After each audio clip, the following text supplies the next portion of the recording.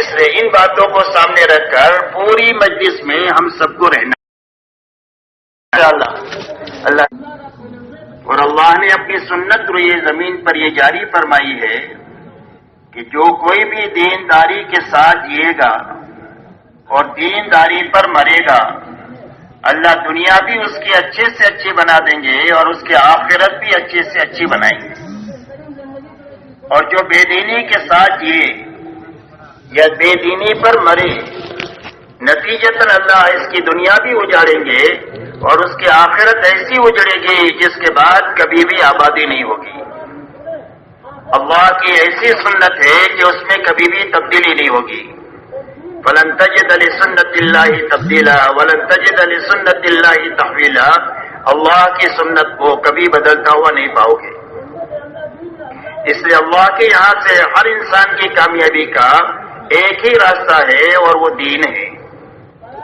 اور اس بات کو سمجھانے کے لیے اللہ تعالیٰ نے ہم سے پہلے جو لوگ اس دنیا میں آباد ہوئے اور یہاں سے آ کر گئے، ان کے انجام کو تفصیل سے بیان کیا ہے کہ انبیاء علیہ السلام اور ان کے ماننے والے ہمیشہ بے سر و سامانی میں اور قسم پرسی میں رہے، لیکن دین کی بنیاد پر اللہ نے نتیجتاً ان کو چمکا دیا۔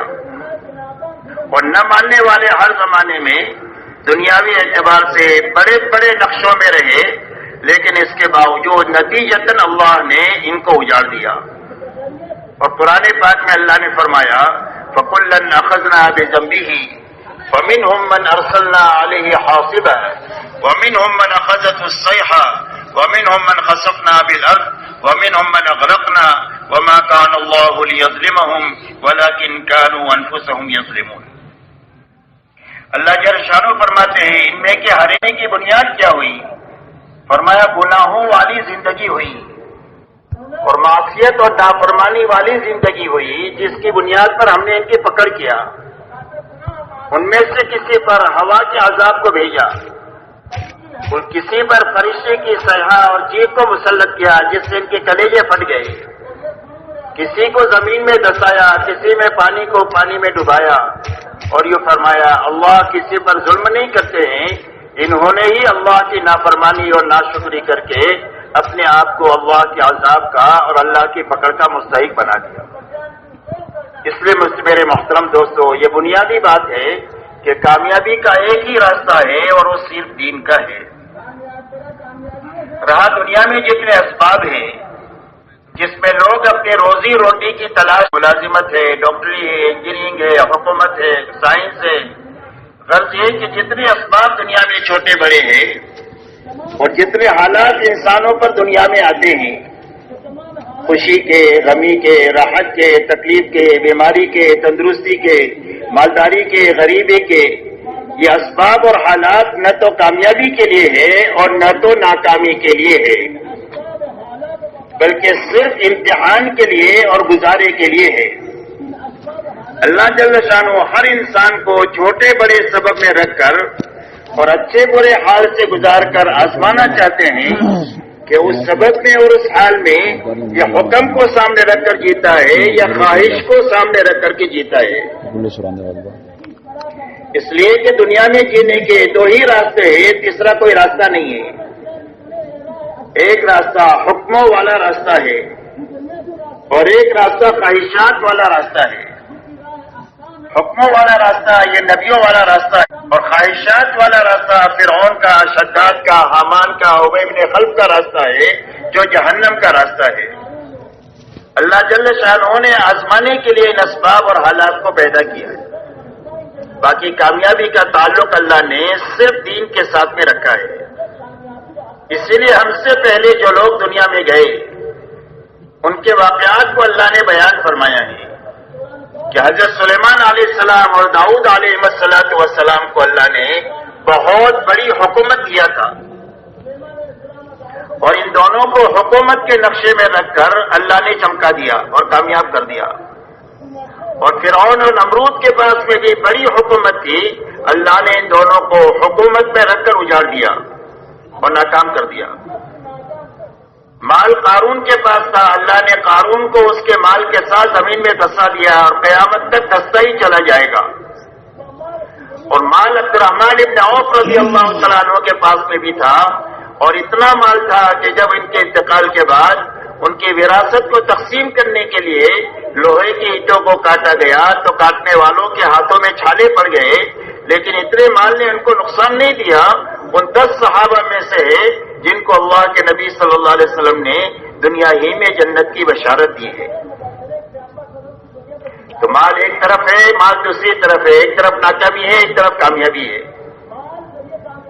ایسے ہی وزارت حامان کے پاس تھی، اللہ نے حامان کو وزارت میں اجاڑ دیا، اور یوسف علیہ السلام کو اللہ تعالیٰ نے وزارت میں چمکا دیا۔ تجارت مہاجرین کے پاس تھی، مکہ والے تجارت پیشہ تھے، اللہ نے ان کو تجارت میں چمکا دیا۔ قوم شعیب کو تجارت میں اللہ نے اجاڑ دیا۔ باغات انصار مدینہ کے پاس میں تھی، اللہ نے ان کو چمکا دیا باغات میں رکھ کر کے، اور ان کی کھجوریں آج تک پوری دنیا کھا رہی ہے، اللہ نے اتنی برکت عطا فرمائی۔ دوسری طرف قوم سبا کے پاس بڑے بڑے لمبے چوڑے باغات تھے، اللہ نے ان کو ان باغات میں رکھ کر اجاڑ دیا۔ میرے محترم دوستو، یہ بنیاد سمجھائی ہے کہ اللہ کے یہ اسباب کامیابی ناکامی کے نہیں ہیں، بلکہ ان اسباب میں دینداری کامیابی کا سبب ہے، اور ان اسباب میں بے دینی ناکامی کا سبب ہے۔ اس لیے دعوت اور تبلیغ کی محنت سے کسی کا سبب چھڑانے کی محنت نہیں ہے، اور کسی کے حال کو بدلنے کی محنت نہیں ہے، بلکہ محنت اس بات کی ہے کہ جتنے ایمان والے جہاں کہیں بھی آباد ہے، وہ اپنی زندگی میں محنت کر کے اتنی طاقت پیدا کر لے کہ وہ شعبوں میں حکموں پر چلنا آسان ہو جائے، خواہش سے نکلنا آسان ہو جائے۔ اس کی محنت دعوت اور تبلیغ ہے، اس لیے کہ جب حکموں کے ساتھ آدمی زندگی گزارے گا اپنی زندگی کے ہر شعبے میں اور اپنے ہر حال میں، تو اس کے ہر حال میں رہتے ہوئے اللہ اس کو کامیاب کرے۔ برکت اور رحمت والی تجارت دنیا نہیں ہے، دین ہے، اگر سچائی اور امانت داری کے ساتھ یہ کرتا ہے۔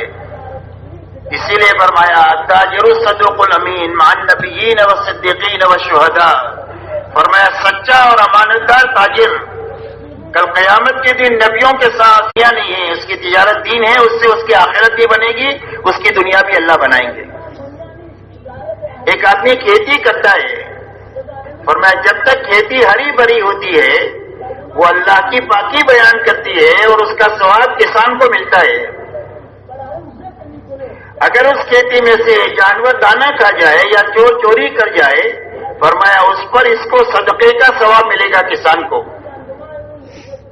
ایک آدمی کے نصیب میں مزدوری ہے، غریب بنایا اللہ نے، فرمایا صبح سے شام تک یہ مزدوری کرتا ہے، امانت داری کے ساتھ، سچائی کے ساتھ، کام میں بھی چوری نہیں کرتا اور مال میں بھی چوری نہیں کرتا ہے، تو فرمایا اس حال میں شام کو واپس آتا ہے کہ اللہ تعالیٰ اس کو مقدر کی روزی بھی دے دیتے ہیں، اور اللہ تعالیٰ اس کے سارے گناہوں کو بھی معاف فرما دیتے ہیں۔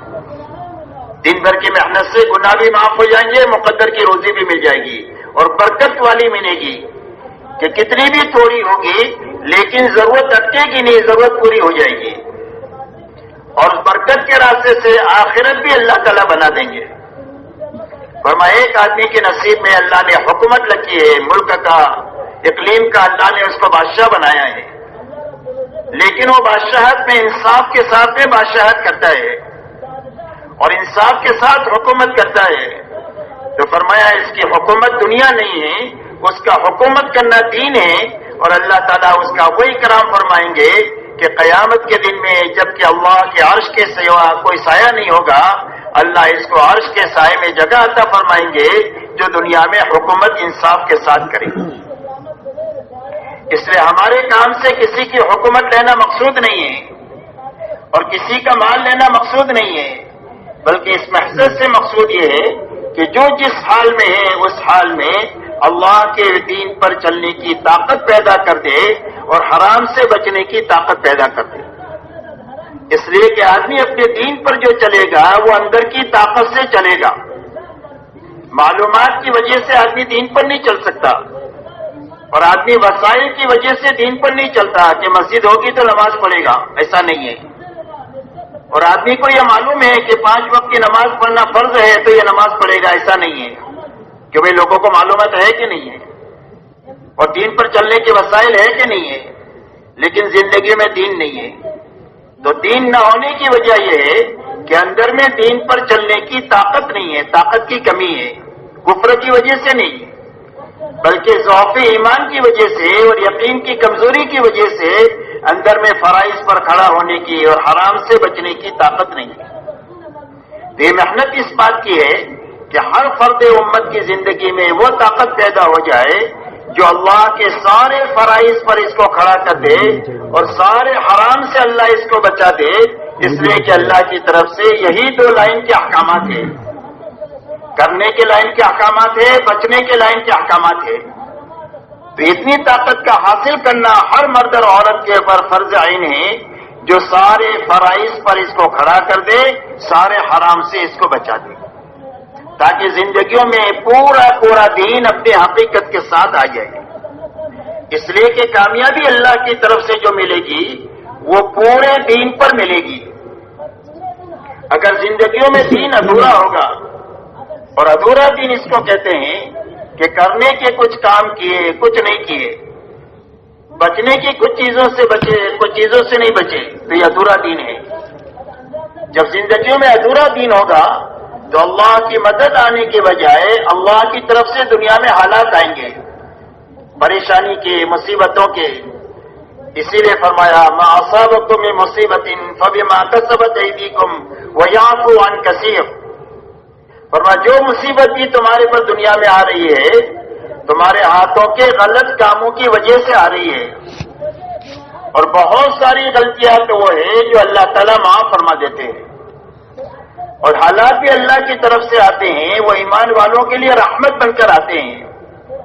اسی لیے فرمایا وَلَنُذِيقَنَّهُم مِّنَ الْعَذَابِ الْأَدْنَىٰ دُونَ الْعَذَابِ الْأَكْبَرِ لَعَلَّهُمْ يَرْجِعُونَ. اللہ جل شانہ فرماتے بڑے عذاب سے جو موت سے شروع ہوگا. دنیا میں چھوٹے چھوٹے حالات ہم لاتے ہیں، چھوٹی چھوٹی پریشانیاں لاتے ہیں، اور پریشانیاں لانے کی وجہ یہ ہے تاکہ ان پریشانیوں سے گھبرا کر ہماری طرف رجوع کرے، ہماری طرف لوٹے اور توبہ دلہ کر کے ہم کو راضی کر لے. اس لیے بنیادی بات سمجھنے کی ہے کہ اللہ کی مدد اور کامیابی جو پوری ملے گی وہ پورے دین پر ملے گی. ادھورا دین ہوگا تو دنیا میں مصائب اور حالات آئیں گے، اور آخرت میں عذاب ہوگا. اللہ کسی کو معاف کر دے تو اللہ کو کوئی پوچھنے والا نہیں، لیکن ضابطے کی بات یہ ہے. اس لیے دعوت اور تبلیغ کی محنت بھی اس بات کی ہے کہ ہر فرد امت میں پورا دین اپنی حقیقت کے ساتھ آ جائے، تاکہ دین کے راستے سے اللہ ہماری دنیا بھی سنوار دے اور ہماری آخرت بھی اچھے سے اچھی بنا دے. اب میرے دوستو پورا دین کیا ہے اس کو اچھی طرح سمجھنا ہے. اس لیے کہ اس وقت کا المیہ یہ ہے کہ ہم دین کے معاملے میں اپنے سے نیچے والوں کو دیکھتے ہیں، اور دنیا کے معاملے میں اپنے سے اوپر والوں کو دیکھتے ہیں. تو دین کی کمی کا احساس نہیں ہوتا ہم کو کہ ہمارے اندر میں دین کی کمی ہے. دنیا کے معاملے میں اوپر دیکھتے ہیں، 100 پتی 1000 پتی کو دیکھتا ہے، اور 1000 پتی لکھ پتی کو دیکھتا ہے، لکھ پتی کروڑ پتی کو دیکھتا ہے، کروڑ پتی ارب پتی کو دیکھتا ہے، ارب پتی خرب پتی کو دیکھتا ہے، خرب پتی ملک والے کو دیکھتا ہے کہ میرے پاس تو پیسہ ہی اقتدار نہیں ہے. اور اقتدار والا اس کو دیکھتا ہے جس کے بعد بڑا ملک ہے کہ میرے پاس تو چھوٹا ہے اس کے بعد بڑا ہے. تو جو جس حال میں ہے وہ سمجھ رہا ہے کہ میں فقیر ہوں، میرے پاس کچھ نہیں ہے، میرے پاس اور ہونا چاہیے. اور دین کے معاملے میں ہر آدمی اپنے سے نیچے والوں کو دیکھتا ہے. ایک آدمی 5 وقت کا نمازی ہے تو 3 وقت والے کو دیکھتا ہے. الحمدللہ میں تو 5 وقت کا نمازی ہوں، بہت سارے مسلمان صرف 3 ہی وقت کی پڑھتے ہیں. الحمدللہ میں تو پکا مسلمان ہوں. اور 3 وقت والی جمعہ والے کو دیکھتا ہے، اور جمعہ والا اس کو دیکھتا ہے جو جمعہ کی بھی نہیں پڑھتا کہ ہم تو جمعہ پڑھتے ہیں، بہت سارے لوگ جمعہ بھی نہیں پڑھتے، ہم تو ان سے اچھے ہیں. اور جو جمعہ نہیں پڑھتے ان کو دیکھتے ہیں جو شرابی کبابی ہے کہ بھئی ہم نمازی تو نہیں پڑھتے، باقی کچھ غلطیاں تھوڑی کرتے ہیں، ہم تو شریف آدمی ہیں. اور جو شرابی کبابی ہے ان کو دیکھتے ہیں جو کلمہ نہیں پڑھتے کہ ہم تو کلمہ پڑھتے ہیں، جنت تو ہماری ہے. تو ہر آدمی اپنے دین کے بارے میں مطمئن ہے، حالانکہ بے دینی کوٹ کوٹ کے اس کی زندگی میں بھری ہوئی ہے، لیکن دین کی کمزوری کا احساس نہیں ہے اور دین کی کمی کا احساس نہیں ہے، اس لیے کہ جہاں دیکھنا چاہیے وہاں ہم دیکھتے نہیں ہیں۔ اس لیے کہ ہم کو یہ حکم ہے کہ دنیا کے معاملے میں اپنے سے نیچے والوں کو دیکھو، تو جو نعمت اللہ نے دی ہے اس کا شکر پیدا ہوگا، اور دین کے معاملے میں اپنے سے اوپر والوں کو دیکھو تاکہ اپنی دین کی کمی ہر وقت میں ہماری پر بھلتی رہے اور دینی کمزوری سامنے آتی رہے۔ اسی لیے کہتے ہیں کہ کوئی بھی آدمی صابرین میں سے اور شاکرین میں سے بن نہیں سکتا ہے جب تک دنیا کے معاملے میں نیچے نہ دیکھنے اور دین کے معاملے میں اوپر نہ دیکھے۔ اور اللہ تک پہنچنے کا اور اللہ کی رضا تک پہنچنے کا اور جنت تک پہنچنے کا یہی راستہ ہے، صبر اور شکر کا، کہ آدمی زندگی گزارے شکر کے ساتھ اور آدمی زندگی گزارے صبر کے ساتھ۔ اگر یہ دو صفتیں آدمی کی زندگی میں آ گئی تو یہ اللہ کو راضی کر لے گا، اللہ کی رضا پر موت آ جائے گی، ہمیشہ ہمیشہ کی جنت مل جائے گی۔ اور اس کا راستہ یہ بتلایا کہ دنیا کے معاملے میں اپنے سے نیچے والوں کو ہمیشہ دیکھنا اور دین کے معاملے میں ہمیشہ اپنے سے اوپر والوں کو دیکھنا۔ تو ہمارے لیے معیار کون ہے؟ حق کا معیار کون ہے؟ فرمایا حق کا معیار حضور صلی اللہ علیہ وسلم اور صحابہ کی جماعت ہے۔ آپ سے پوچھا گیا حق کیا ہے؟ فرمایا ما انا علیہ واصحابی، فرمایا جس پر میں ہوں اور میرے صحابہ ہے وہ حق ہے۔ قیامت تک حق کے سمجھنے کا ایک ہی معیار ہے، وہ حضور پاک صلی اللہ علیہ وسلم اور صحابہ کی جماعت ہے۔ آپ کے بارے میں تو اللہ نے فرما دیا وَلَكُمْ فِي رَسُولِ اللَّهِ أُسْوَةٌ حَسَنَةٌ، تمہارے لیے حضور صلی اللہ علیہ وسلم کی زندگی میں بہترین نمونہ ہے۔ اپنی زندگی کو محمدی سانچے میں ڈھال کر زندگی گزارو۔ اور صحابہ محمد صلی اللہ علیہ وسلم کے بارے میں فرمایا کہ میرے سارے صحابہ ستاروں کے مالک ہیں، جن کے پیچھے بھی تم چلو گے وہ تم کو اللہ تک اور جنت تک پہنچا دیں گے۔ حضرت عبداللہ ابن مسعود رضی اللہ تعالیٰ عنہ فرماتے ہیں کہ جو کسی کی راہ لینا چاہے اور جو کسی کی نقل اتارنا چاہے اور جو کسی کی ڈگر پر چلنا چاہے تو فرمایا وہ اصحاب محمد صلی اللہ علیہ وسلم کے پیچھے پیچھے چلے، اس لیے کہ اللہ تعالیٰ نے ان کو حضور صلی اللہ علیہ وسلم کی صحبت کے لیے اور دین کو دنیا میں پھیلانے کے لیے اللہ تعالیٰ نے ان کو منتخب کیا ہے۔ ان کی یہ حالت ایسی ہے کہ یہ دلوں کے بہت پاک ہے، علم کے بہت گہرے ہیں اور تکلفات سے زندگیاں بالکل پاک ہیں، جو اندر میں ہے وہی باہر ہے۔ اس لیے حق کا معیار قیامت تک حضور صلی اللہ علیہ وسلم اور صحابہ کی زندگی ہے، اور ان کو سامنے رکھ کر چلنے کا سارے ایمان والوں کو حکم ہے۔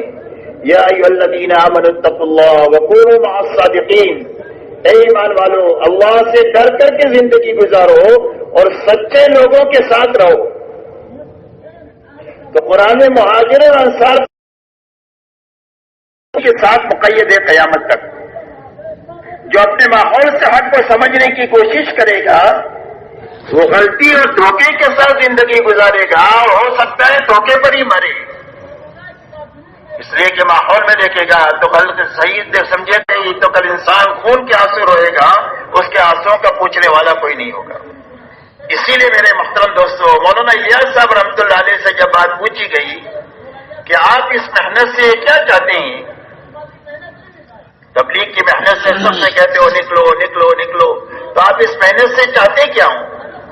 فرمایا اس محنت سے میں یہ چاہتا ہوں کہ حضور صلی اللہ علیہ وسلم اس دنیا سے تشریف لے جانے کے وقت میں امت کو جس سطح پر چھوڑ کر گئے تھے دوبارہ امت اس سطح پر پہنچ جائے، میں اس محنت سے یہ چاہتا ہوں۔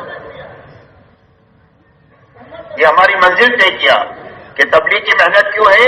فرمایا وہاں تک جانے کے لیے ہے۔ ہر آدمی اپنی منزل یہ بنا کر چلنا شروع کرے، یا تو اللہ وہاں تک پہنچا دیں گے، اس لیے کہ صحابہ کو صحابہ اللہ ہی نے بنایا ہے، وہ اللہ اس بات پر قادر ہے کہ 20ویں صدی کے ایمان والوں میں وہ بنیادیں زندہ کر دے جو بنیادیں اللہ نے صحابہ میں زندہ فرمائی تھی۔ تو صحابہ میں کیا بنیادیں تھی؟ فرمایا صحابہ میں 2 بنیادیں تھی۔ ایک تو 100% ایمان والوں میں پورا دین اپنے حقیقت کے ساتھ پایا جاتا تھا، پورا دین اپنی حقیقت کے ساتھ پایا جاتا تھا. جو قرآن میں ہے وہ ان کی زندگی میں ہے، جتنے کرنے کے کام بتائے وہ سارے کام ان کی زندگیوں میں ہیں. جتنی چیزوں سے بچنے کا حکم ہے ان ساری چیزوں سے زندگیاں ان کی بچی ہوئی ہے. جن صفات سے اللہ نے متصف ہونے کے لیے کہا ہے ان صفات سے ان کی زندگی متصف ہے، اور جن رذائل سے پاک رہنے کا حکم دیا ہے ان رذائل سے ان کی زندگیاں پاک ہے. اسی لیے فرمایا کانوا کتاب اللہ یمشون علی الارض، فرمایا زمین پر چلتی پھرتی اللہ کی کتاب تھے. جیسے قرآن سمجھنا ہوتا تھا ان کی زندگی کو سمجھا جا سکتا تھا ان کی زندگی سے. اسی لیے ان کی دعوت اسلم و تسلم ہو، فرمایا اسلام لاؤ سلامتی ملے گی. فرمایا کون سا اسلام؟ فرمایا کونوا مثلنا، فرمایا ہمارے جیسے ہو جاؤ. کیسے ہو جاؤ؟ ہمارے جیسے ہو جاؤ. ہماری زندگی وہ ہے جس زندگی پر اللہ نے اپنی رضا کی مہر لگائی ہوئی ہے کہ صحابہ کی ہر چیز سے اللہ راضی ہے، ان کے فقر سے، ان کے مالداری. اس لیے ایک تو پورا دین اپنی حقیقت کے ساتھ ان کی زندگی میں پایا جاتا تھا. دوسری بات 100% صحابہ میں یہ تھی کہ 100% صحابہ نے اپنی جان مال کو اللہ کے دین کے مقابلے میں بے قیمت بنایا تھا کہ ہماری جان کی اللہ کے اور اللہ کے دین کے مقابلے میں کوئی بھی قیمت نہیں ہے. اللہ کی طرف سے کوئی تقاضا ہے، اس کے دین کا تقاضا ہے تو اس کے لیے ایک جان لگانے کا تقاضا ہے تو ایک لگا سکتے ہیں، گھرانے کو لگانے کا تقاضا ہے تو گھرانہ لگا سکتے ہیں، برادری کو لگانے کا تقاضا ہے تو برادری کو لگا سکتے ہیں. ہماری جان اللہ کے اور اللہ کے دین کے مقابلے میں بے قیمت ہے. ویسے تو ایمان والے کی جان تو بہت قیمتی، اگر ساری دنیا کسی مومن کو قتل پر جمع ہو جائے تو اللہ سب کو عذاب دیں گے. مومن اتنا قیمتی ہے، لیکن اللہ کے مقابلے میں اور اللہ کے دین کے مقابلے میں ہماری جانیں بے قیمت ہے. اللہ بڑے اور اللہ کا دین بڑا. ایسے ہی مال کو بے قیمت بنایا اللہ کے اور اللہ کے دین کے مقابلے میں کہ جتنے مال کا تقاضا ہوگا اتنا مال اللہ کے دین پر لگائیں گے. 100 کا تقاضا ہے تو 100 لگائیں گے، اور 1000 کا تقاضا ہے تو 1000 لگائیں گے، اور جھاڑو مار کر لگانے کا تقاضا ہے تو جھاڑو مار کر پورا اس یقین کے ساتھ لگا دیں گے کہ جب اللہ کی نسبت پر لگا دیں گے تو اللہ اجاڑیں گے نہیں، اللہ آباد کر دیں گے. اس لیے کہ اللہ کی نسبت پر کھپنے والے کبھی اجڑتے نہیں ہیں بلکہ آباد ہوتے ہیں، اور وہ نہیں آباد ہوتے بلکہ ان کی صدیوں تک کی نسلیں آباد ہو جاتی ہیں جو اللہ کی نسبت پر اپنے آپ کو مٹا دیتے ہیں اللہ کے لیے. اس لیے کہ اللہ سے بڑھ کر کے کوئی غیرت والا نہیں ہو سکتا ہے کہ ایک آدمی اللہ کی نسبت پر اپنا لگا دے اور اللہ اس کو اور اس کے خاندان کو اجاڑ دے. کبھی نہیں ہو سکتا میرے دوست. تو یہ دو بنیادیں صحابہ میں تھی، اس لیے اس کو ہمیں سمجھنا ہے تاکہ اپنی منزل طے کریں. جب منزل طے کریں گے تو چلتے رہنا آسان ہو جائے گا. لمبا سفر ہے، اس لیے کہ تبلیغ چلنے 4 مہینے کا کام نہیں ہے، 7 مہینہ سال کا کام نہیں ہے، بلکہ زندگی بھر کرنے کا کام ہے.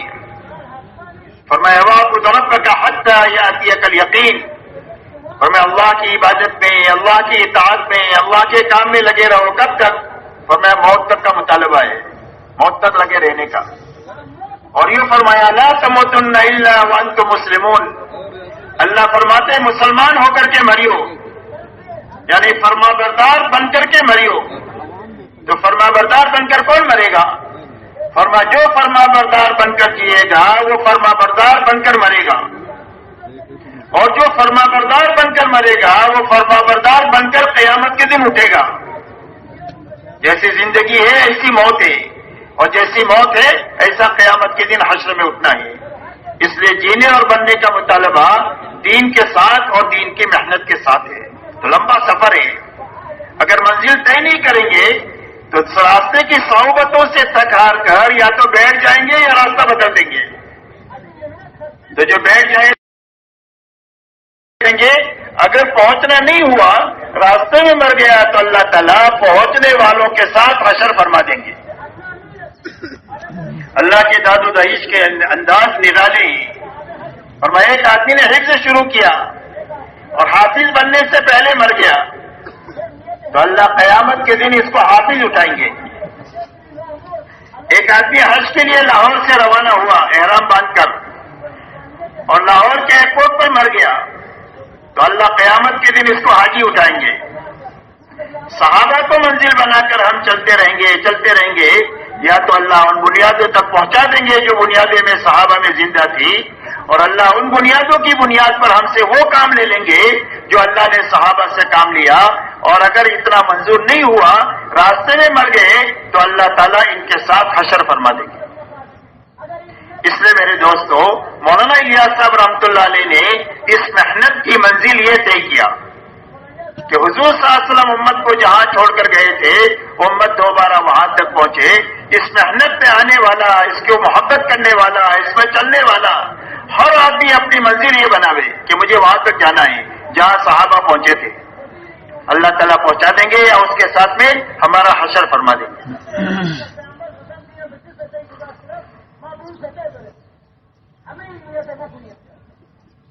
تو ان دو بنیادوں پر حضور صلی اللہ علیہ وسلم نے امت کو چھوڑا تھا. ان بنیادوں کو اچھی طرح سمجھنا ہے. ان بنیادوں میں سب سے پہلی بنیاد لا الہ الا اللہ محمد رسول اللہ ہے. ایمان 24 گھنٹے فرض ہے. نماز تو دن میں 5 مرتبہ فرض ہے, روزے سال میں 1 مرتبہ فرض ہے, زکوٰۃ سال میں 1 مرتبہ فرض ہے, اور ہر زندگی میں 1 مرتبہ فرض ہے. لیکن ایمان 24 گھنٹے کے اعتبار سے فرض ہے. اللہ نہ کرے اگر ایک آدمی 100 سال ایمان کی حالت میں زندگی گزارنے کے بعد میں 10 سال کفر میں زندگی گزارنے والا 1 مرتبہ دل کی تصدیق کے ساتھ لا الہ الا اللہ محمد رسول اللہ پڑھ لے گا تو 100 سال کا کفر دھل جائے گا. اور 100 سال کے سارے بڑے بڑے گناہ, سارے قتل, ساری چوری, ساری بدکاری, سارے گناہ 1 مرتبہ کلمہ پڑھنے پر سارے کے سارے ختم ہو جائیں گے. اور ایمان اس لیے 24 گھنٹے کے اعتماد کا فرض ہے. اور ایمان میں ادنا کھوٹ کی معافی کی گنجائش نہیں ہے. فرمایا ان اللہ لا یغفر ان یشرک بہ ویغفر ما دون ذلک لمن یشاء. فرمایا اللہ شرک کے گناہ تو معاف نہیں کریں گے, باقی بڑے بڑے گناہ جس کے لیے بھی چاہیں گے معاف فرما دیں گے. 100 آدمی کے قاتل کو معاف کر دیں گے توبہ کی نیت پر, لیکن شرک کے گناہ کو اللہ معاف نہیں فرمائیں گے. اس لیے میرے دوستو سب سے پہلی بنیاد ہمارے دین کی یہ ہے کہ ہر کلمہ پڑھنے والے کا سب سے پہلے کلمہ بننا چاہیے. اور کلمے کے بننے کے معنی یہ ہے کہ ہر کلمہ پڑھنے والے کے الفاظ صحیح ہوتے ہوئے اس کا یقین یہ بننا چاہیے کہ میری زندگی کے بننے اور بگڑنے کا تعلق ملک و مال سے نہیں ہے, ڈگری اور عہدوں سے نہیں ہے, چیزوں اور سامان اور حکومتوں سے نہیں ہے. میری زندگی کے بننے اور بگڑنے کا تعلق صرف ایک اللہ کی ذات کے ساتھ ہے. اللہ ہی زندگی دیتے ہیں, اللہ ہی موت دیتے ہیں, اللہ ہی رات لاتے ہیں, اللہ ہی دن لاتے ہیں. دنیا میں جو کچھ ہو رہا ہے وہ صرف اور صرف اللہ ہی کے کرنے سے ہو رہا ہے. پوری دنیا کے جتنا نظام ہے وہ اللہ کے امر کے ساتھ جڑا ہوا ہے. جب تک بقا کا امر ہے, جب تک پوری دنیا باقی ہے. جب اللہ فنا کا امر لائیں گے تو پوری دنیا ختم ہو جائے گی, آسمان ٹوٹ جائے گا, پہاڑ روئی کے گالوں کی طرح اڑ جائیں گے, سمندروں کا پانی خشک ہو جائے گا, سارے انسان اور جنات مر جائیں گے, اور سارے فرشتے بھی مر جائیں گے. اللہ فرمائیں گے لمن الملک اليوم, آج کے دن بادشاہت اور ملکیت حکومت کس کی ہے؟ کوئی بھی جواب دینے والا نہیں. اللہ فرمائیں گے للہ الواحد القہار. پہلے بھی ایک تن طرح زبردست اللہ مالک تھے, آج بھی مالک ہے, آئندہ بھی مالک اللہ ہی رہیں گے. اس لیے میرے محترم دوستو زندگی کے بننے بگڑنے کا تعلق دنیا کی کسی چیز سے ہے ہی نہیں ہے. اس دھوکے سے نکلنا ہے امت کو تاکہ امیدیں دنیا سے ختم ہو جائے, مخلوق سے, اور ڈر مخلوق کا ختم ہو جائے.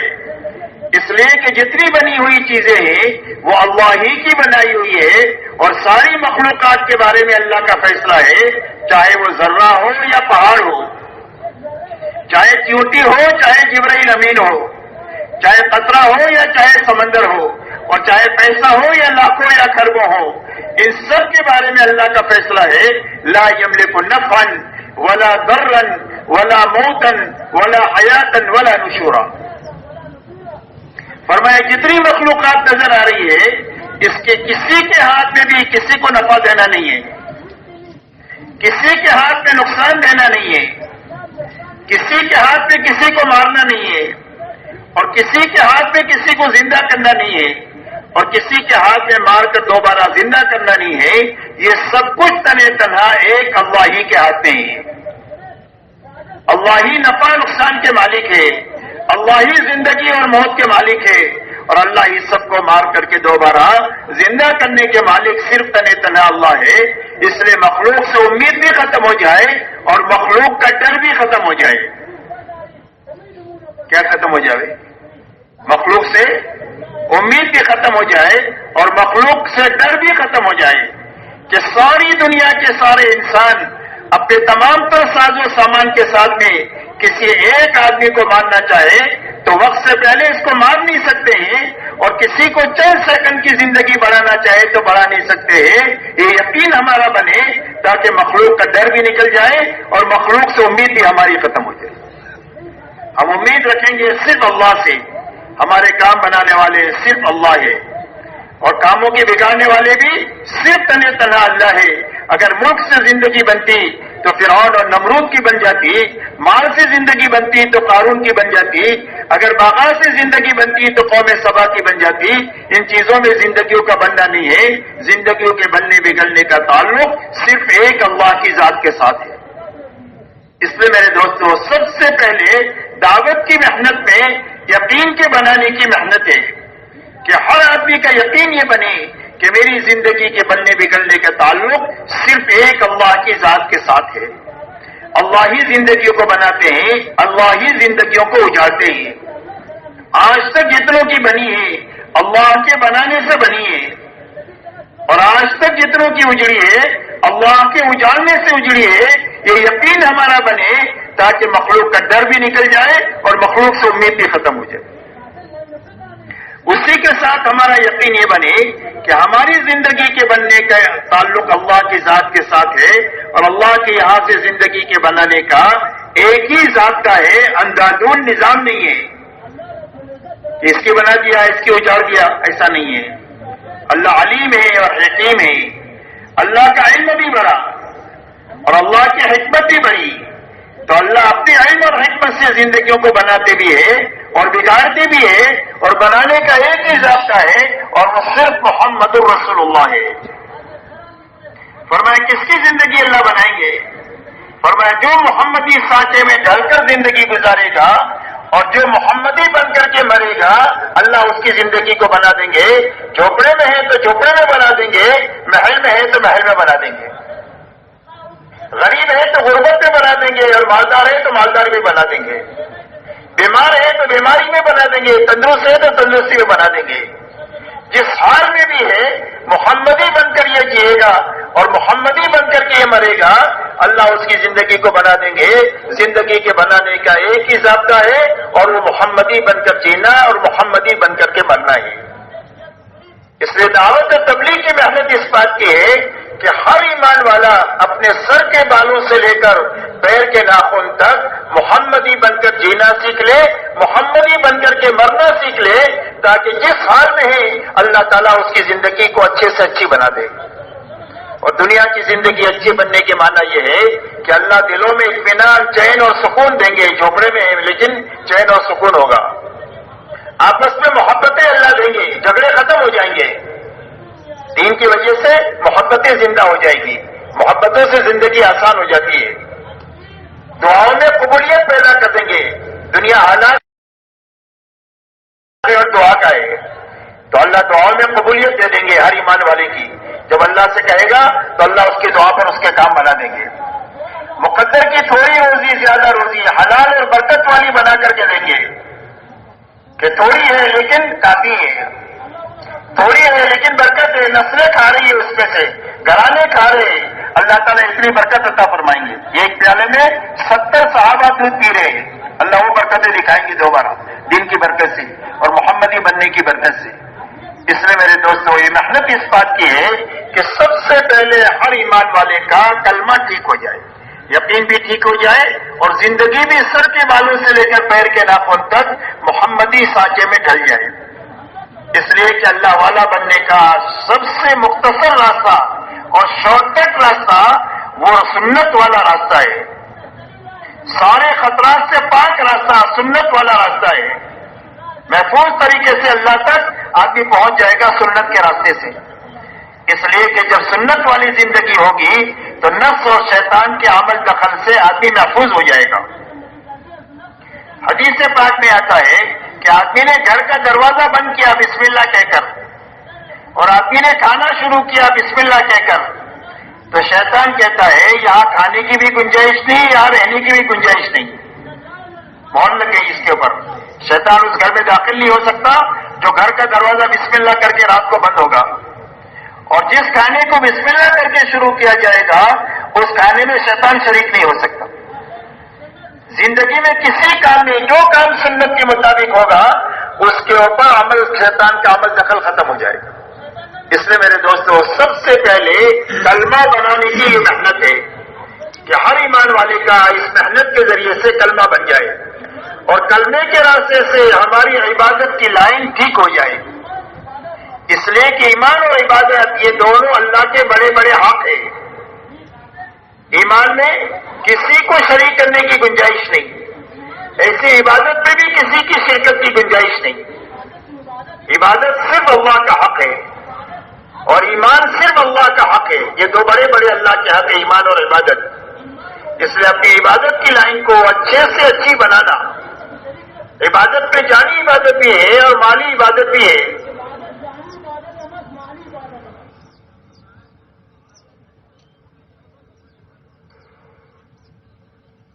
نماز روزہ یہ جانی عبادت ہے، تو اپنی نماز کو ایسی اچھی بنانا کہ جس نماز کے ذریعے سے ہماری 24 گھنٹے کی زندگی اچھی بن جائے۔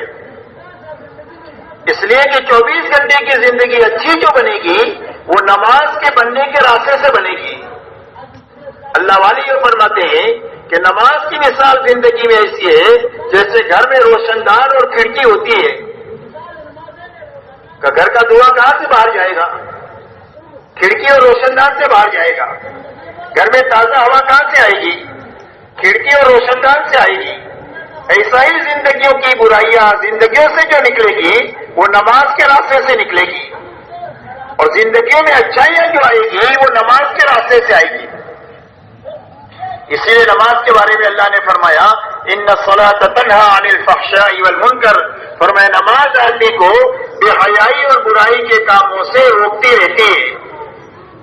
نماز بنتی جائے گی تو زندگیوں میں سے رذائل نکلتے جائیں گے، اچھائیاں زندگیوں میں آتی چلی جائے گی۔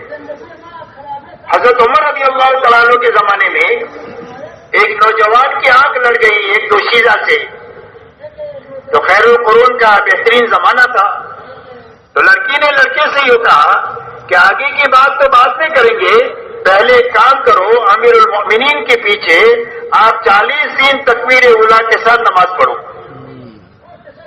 یہ راستہ دکھایا، تو اس نوجوان نے 40 دن تک امیر المؤمنین کے پیچھے تکبیر اولیٰ کے ساتھ نماز پڑھی، پیدا ہو گیا۔ اس لیے میرے دوستو اپنی نماز بنانے کی محنت ہے تبلیغ میں کہ ہر ایمان والا اپنی نماز بنا کر کے اپنی نماز ایسی اچھی بنا دے جو 24 گھنٹے کی زندگی کو اللہ کی اطاعت اور فرما برداری پر کھڑا کر دے، کہ جس طرح نماز میں پابند ہے نماز کی باہر کی زندگی میں بھی ہم پابند رہیں گے اللہ کے حکموں کے۔ آنکھ پابند، زبان پابند، کان پابند، ہاتھ پابند، پیر پابند، دل دماغ پابند، جس طرح نماز میں ساری پابندی نماز کی باہر کی زندگی میں بھی پابندی۔ روزہ ایسا اچھا رکھے کہ تقویٰ پیدا ہو جائے کہ حلال سے بچ گئے ہیں حکم کی بنیاد پر، کہ اللہ نے گھر میں پاک روزی موجود ہے، منع کر دیا تو نہیں کھاتے، حلال بیوی ہے اس کے پاس نہیں جاتے، پانی ہے مچھلی مشروب ہے لیکن نہیں پیتے، کیا کیوں کہ اللہ نے منع کیا ہے۔ اور میں حلال سے بچ گئے ہیں تو حرام سے بچنے کی طاقت پیدا ہو جائے۔ کہ پوری زندگی اللہ نے جن چیزوں کو حرام کیا ہے اس سے بچ کر زندگی گزاریں گے. یہ طاقت پیدا کرنے کے لیے اللہ نے رمضان کے ایک مہینے کے روزے عطا فرمائے. اسی کی غرض یہی بتائی کہ روزے اس لیے فرض کیے تاکہ تمہارے اندر تقویٰ پیدا ہو جائے اور حرام سے بچ گئے تو یہ سب سے بڑی عبادت گزاری ہے. حدیث پاک میں فرمایا اتق المحارم تکن عبد الناس، فرمایا حرام سے بچ جاؤ تم سب سے بڑے عبادت گزار ہو. حرام سے بچنا یہ سب سے بڑی عبادت گزاری ہے. 24 گھنٹہ نماز ہے، تسبیح ہے، تلاوت نہیں کر سکتا ہے، لیکن حرام سے بچ کر 24 گھنٹہ آدمی عبادت گزار رہ سکتا ہے اور تقویٰ زندگی میں آ جائے تو اللہ تعالیٰ غلطیوں کو معاف کر دیں گے. اللہ تعالیٰ روزی میں برکت دے دیں گے ایسی جگہ سے جہاں سے وہم و گمان بھی نہ ہو. کوئی الجھن آ گئی، پریشانی آ گئی، مقدرات ہے آ جاتی ہے تو الجھن سے نکلنے کی بنیاد تقویٰ ہے. تقوی کی بنیاد پر اللہ الجھن بھاری اور ایک رات کتنی بھاری. یہ تقوی کی برکت سے صدیق اکبر کو اللہ نے قرآن میں سب سے زیادہ اللہ سے ڈرنے والا بتایا ہے. نبیوں کے بعد سب سے زیادہ اللہ سے ڈرنے والے ہیں. اس لیے میرے محترم دوستو فرمایا ایسے اچھے روزے ہماری اندر اور امت میں زندہ ہو جائے کہ جس کے راستے سے حرام سے بچنے کی طاقت پیدا ہو جائے. زکات اتنی خوش دلی کے ساتھ ایک ایک پائی کی نکالی جاوے کہ دلوں کا بخل ختم ہو جاوے. حج ایسا سیکھ کر اچھی طرح کیا جائے جو پوری زندگی کو اطاعت کے پر کھڑا کر دے. اسی لیے حج ہے اطاعت سکھانے کے لیے. تو اپنی عبادت کی لائن کو اچھے سے اچھی بنانا یہ دوسری بنیاد ہے ہماری دین کی. اسی کے ساتھ تیسری بنیاد ہماری معاشرت ہے، آپس کا رہن سہن ہے اور آپس کے حقوق ہے. اس لیے کہ جتنے تعلقات ہیں اتنے دنیا میں حقوق ہے اور دنیا تعلقات کی جگہ ہے کہ بادشاہ ہے اور رعیت ہے یہ تعلق ہے، یہ سیٹ ہے اور نوکر ہے یہ تعلق ہے، یہ باپ ہے اور یہ بیٹے ہیں اور بچے ہیں یہ تعلق ہے، یہ میاں ہے اور یہ بیوی ہے یہ تعلق ہے، یہ بھائی ہے اور یہ بہن ہے یہ تعلقات ہے، یہ پڑوسی اور یہ پڑوسی ہے تعلقات ہے. یہ دنیا تعلقات کی جگہ ہے اور جتنے تعلقات ہیں اتنے حقوق ہیں. جب حقوق ادا ہو جائیں گے تو حقوق کے ادا ہونے کی وجہ سے گھر سے لے کر پورا عالم جنت کا نمونہ بن جائے گا، گہوارہ بن جائے گا. پوری دنیا میں امن و امان ہوگا، پوری دنیا میں سلامتی ہوگی حقوق کی ادائیگی کی وجہ سے. اور اگر حقوق ضائع ہو جائے اور حقوق ایک دوسرے کے مارے جائے تو گھر سے لے کر پورا عالم یہ جہنم کا اکھڑا بن جائے گا. آج دیکھ لو پوری دنیا میں کسی کی جان محفوظ نہیں ہے، کسی کا مال محفوظ نہیں ہے، کسی کی آبرو محفوظ نہیں ہے. اس کی بنیاد حقوق کا ضائع کرنا ہے. جب تک یہ حقوق کا ضائع ہونا رہے گا جب تک جان مال غیر محفوظ رہے گی اور جب حقوق کی ادائیگی دنیا میں زندہ ہو جائے گی تو پوری دنیا میں ہر ایک کی جان مال آبرو محفوظ ہو جائے گی. اسی لیے ایمان والوں کے بارے میں حضور صلی اللہ علیہ وسلم فرماتے ہیں کہ ایمان والوں کی مثال ایک دوسرے کے ساتھ محبت کرنے میں، ایک دوسرے کی بھلائی چاہنے میں اور ایک دوسرے کے کام آنے میں اور ایک دوسرے کی غلطی معاف کرنے میں ایسی ہے جیسا کہ ایک جسم ہوتا ہے. جسم کے سارے اعضاء کی شکل الگ ہے، ہر ایک کا کام الگ ہے. ہاتھ پکڑتا ہے چلتا نہیں ہے، آنکھیں دیکھتی ہے بولتی نہیں ہے، ہر ایک کی شکل الگ ہے، ہر ایک کا کام الگ ہے. لیکن آپس میں اتنا جوڑ ہے کہ چلتے ہوئے ٹھوکر لگ جائے تو پورا جسم اس کی تکلیف کو محسوس کرتا ہے اور اچھا کھانا کھا لے یا رات کو سو جائے تو پورا جسم اس کی لذت اور راحت کو محسوس کرتا ہے. اور میں ایسے ایمان والوں کی مثال ہے کہ کوئی ایمان والا اپنے بھائی کی برائی کو سوچ ہی نہیں سکتا. جیسا ایک آدمی دوسرے آدمی کی برائی نہیں سوچ سکتا. کبھی پیر ہی نہیں کہیں گے میں جسم کے بوجھ کو کیوں اٹھاؤں، کبھی زبان ہی نہیں کہے گی کہ پیر کی تکلیف میں اپنی زبان کو کیوں ہلاؤں. ہر آدمی اپنے لیے کم کام کرتا ہے، دوسرے کے لیے زیادہ کرتا ہے. فرمایا ایمان والوں کی مثال یہ ہے. اور جب ایمان والے آپس میں ایک ہوں گے اور نیک ہوں گے تو اللہ کی مدد کے مستحق ہو جائیں گے. اللہ کی مدد کے اٹھنے کا سب سے بڑا سبب آپس کا اختلاف اور افتراق ہے. جب امت مختلف کھانوں میں بڑھ جاتی ہے، زبان کے لیول پر، زبان کے وجہ سے یا قوم کی وجہ سے یا وطن کی وجہ سے یا رنگ و روپ کی وجہ سے جب مختلف کھانوں میں امت بڑھ جاتی ہے تو اللہ کی مدد سے محروم ہو جاتی ہے. اسی لیے حضور پاک صلی اللہ علیہ وسلم نے جاہلیت کی ساری رگوں کو کاٹا ہے اور کاٹ کر آپ نے امت کو ایک بنایا ہے اور نیک بنایا ہے اور پوری امت کو اللہ کو جمع کیا ہے. کیا امت کون ہے؟ کہ اللہ والے ہیں. انما المؤمنون اخوہ، کہ سارے ایمان والے آپس میں بھائی بھائی ہیں. سب سے بڑا رشتہ ایمان کا رشتہ ہے. اسی لیے غزوہ بدر کے موقع پر جب قیدیوں کے بارے میں رائے لی گئی تو حضرت عمر رضی اللہ تعالیٰ نے جو رائے دیا وہ یہ رائے دیا کہ اللہ کے نبی، میری رائے یہ ہے کہ ہر ایمان والے کا کوئی نہ کوئی رشتہ دار سامنے قیدی ہے، اس ایمان والے کے ہاتھ میں اس کے رشتہ دار کو دے دو. کافر بیٹے کو مسلمان بیٹے کے ہاتھ میں دے دو، باپ کو اس کی گردن مار دے. بھائی کو بھائی کے ہاتھ میں دے دو، چاچا کو بھتیجے کے ہاتھ میں دے دو، تاکہ اللہ کے سامنے ہم ثابت کر دیں کہ ہم سارے رشتوں سے اوپر اٹھ چکے ہیں. ہمارا رشتہ سب سے بڑا رشتہ ایمان کا ہے. جو ایمان والا ہے جو ہمارا ہے، جو ایمان والا نہیں وہ ہمارا نہیں. اس لیے میرے محترم دوستو، ایمان والوں کی مثال اللہ کے نبی صلی اللہ علیہ وسلم نے یہ دیا اور یہ فرمایا تم میں کا کوئی بھی کامل مومن بن نہیں سکتا ہے جب تک وہ اپنے بھائی کے لیے وہ چیز پسند نہ کرے جو اپنے لیے پسند کرتا ہے.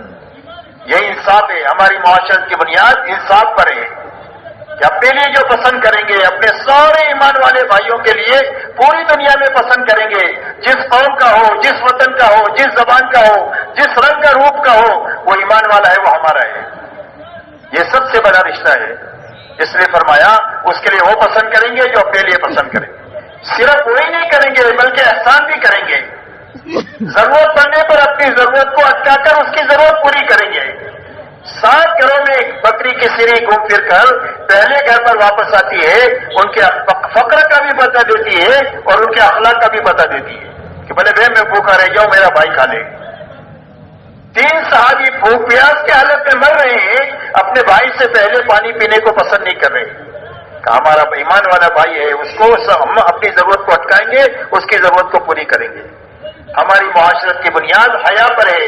حیا زندگی میں ہوتی ہے تو انسان بہت سارے گناہوں سے بچا رہتا ہے. اسی لیے فرمایا اذا فاتک الحیا فافعل ما شئت، فرمایا جب حیا ختم ہو جائے تو جو چاہے وہ کرو. شرم ہی کی وجہ سے بہت سارے گناہوں سے آدمی بچتا ہے. شرم ختم ہوئی تو آدمی کی اوقات ختم ہو گئی. اور یہ فرمایا ہماری معاشرت کی بنیاد سادگی پر ہے. تعیش سے منع کیا گیا کہ اپنے آپ کو عیش کا عادی نہیں بنانا، راحت پسندی کا عادی نہیں بنانا، اپنے آپ کو مجاہدے کا عادی بنانا، جفاکشی کا عادی بنانا، اپنے آپ کو کم سے کم چیزوں سے اپنی ضرورت کے پورے کرنے کا عادی بنانا. اس لیے کہ سادگی ہوگی تو زندگی آسان ہو جائے گی، ورنہ راحت پسندی میں زندگی مشکل ہو جاتی ہے. اس کے لیے بہت کمانا بھی پڑتا ہے اور بہت تھکنا بھی پڑتا ہے. اس لیے میرے دوستو ہماری معاشرت حضور صلی اللہ علیہ وسلم والی معاشرت بنے کہ جس کے راستے سے دنیا کے ہر ایمان والے کو اپنے دوسرے ایمان والے سے نفع پہنچے، کسی کو اس سے نقصان نہ پہنچے. کسی کی غلطی ہو تو اس کو درگزر کریں، کوئی مصیبت میں ہو تو اس کا ہاتھ بٹائیں. یہ ہماری معاشرت کی بنیادیں ہیں. اسی کے ساتھ میرے محترم دوستو، اللہ تعالیٰ نے اس دنیا کو ضرورت کے پوری کرنے کی جگہ بنایا ہی ہے. یہ خواہشات کے پوری کرنے کی جگہ نہیں ہے. ہر انسان میں اللہ نے ضرورت بھی رکھی ہے، خواہش بھی رکھی ہے. ضرورت محدود ہے، خواہش نہ محدود ہے. ضرورت کے پورا کرنے کا بھی اللہ نے وعدہ کیا اور خواہش کے بھی پورا کرنے کا اللہ نے وعدہ کیا. لیکن ضرورت کے پورا کرنے کا وعدہ اللہ نے دنیا میں کیا، اس لیے کہ خواہش محدود ہے اور ضرورت محدود ہے. دنیا میں ضرورت پوری ہو سکتی ہے، خواہش کسی کی پوری نہیں ہو سکتی. اس لیے خواہش کے پوری کرنے کا وعدہ اللہ نے جنت میں کیا. اور ہر انسان کی 5 ضرورتیں ہیں، کھانا ہے، کپڑا ہے، مکان ہے، سواری ہے اور شادی ہے. ہر مرد اور عورت کی 5 ضرورتیں ہیں. ان ضرورتوں کو حلال طریقے سے حاصل کرنا، سنت طریقے پر پوری کرنا، حرام سے بچنا اور اسراف سے بچنا. جب حلال سے اپنی ضرورتوں کو حاصل کریں گے تو اس کے لیے جو تھکیں گے اس پر بھی اللہ انعام دیں گے.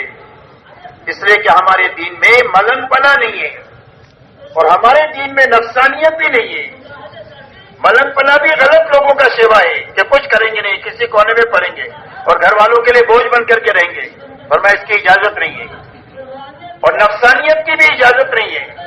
نفسانیت کہتے ہیں مادہ پرستی کو، کہ آدمی کی زندگی کا مقصد پیسہ بن جائے، کہ پیسہ آنا چاہیے، حلال سے آئے، حرام سے آئے، جھوٹ سے آئے، دھوکے سے آئے، ملاوٹ سے آئے، پیسہ آنا چاہیے. یہ نفسانیت ہے، یہ بھی غلط لوگوں کا شیوا ہے. اسلام اس پابندی کے ساتھ اللہ تعالیٰ نے اسلام عطا فرمایا. ہمارا دین میں کرو یا مرو نہیں ہے، بلکہ آسانیاں ہیں، اور اتنی آسانیاں ہیں کہ ہر آدمی دین پر ہر زمانے میں ہر حال میں چل سکتا ہے. اللہ نے اتنا آسان دین دیا. اس لیے اپنی ضرورتوں کو حلال طریقے سے حاصل کرنا، سنت طریقے پر پورا کرنا. رہا خواہشات، اس کو آخرت کے لیے چھوڑنا. دنیا میں اللہ نے خواہشات کیوں رکھی ہر آدمی میں لامحدود؟ فرمایا اس کو پورا کرنے کے لیے نہیں رکھی ہے، اس کو حکم کے مقابلے میں توڑنے کے لیے رکھی ہے. جب حکم آئے گا تو اس کے مقابلے میں خواہش آئے گی. تو حکم کو پورا کرنے کے لیے خواہش توڑنے کے لیے رکھی ہے. جب خواہش ٹوٹے گی تو ایمان کا نور ملے گا، ہدایت کا نور ملے گا. دیا جلتا ہے نا تیل تو روشنی ہوتی ہے، پیٹرول جلتا ہے تو گاڑی چلتی ہے. ایسا ہی جب خواہش ٹوٹتی ہے تو ہدایت کا نور ملتا ہے. حدیث پاک میں آتا ہے کہ ایک آدمی راستہ چل رہا ہے، سامنے کوئی حرام چیز آ گئی، اس نے اپنی نگاہ کو نیچی کر لیا. تو فرمایا اللہ اس کو ایمان کی حلاوت نصیب کریں گے جو اپنے دل میں وہ محسوس کرے گا، اس لیے کہ اس نے خواہش کو توڑا ہے حکم کو پورا کرنے کے لیے. ایسا ہی پوری زندگی میں خواہشات اللہ کے حکموں سے ٹکرائے گی. تو حکم پورا کرنا اور خواہش کو توڑنا، یہ توڑنے کے لیے اللہ نے رکھی.